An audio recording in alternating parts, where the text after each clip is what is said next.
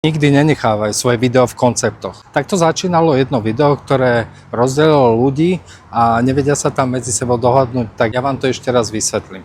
Keď máte video uložené ako koncept a po dlhom čase proste otvoríte TikTok, chcete tam znova to isté video dať, tak tam si treba všimnúť, či ho máte uložené v konceptoch. Lebo ak ho máte, tak vlastne nastanú tie situácie, o ktorých som hovoril v predošlom videu.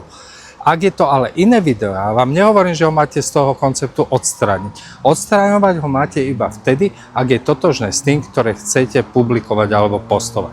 Takže to som chcel povedať.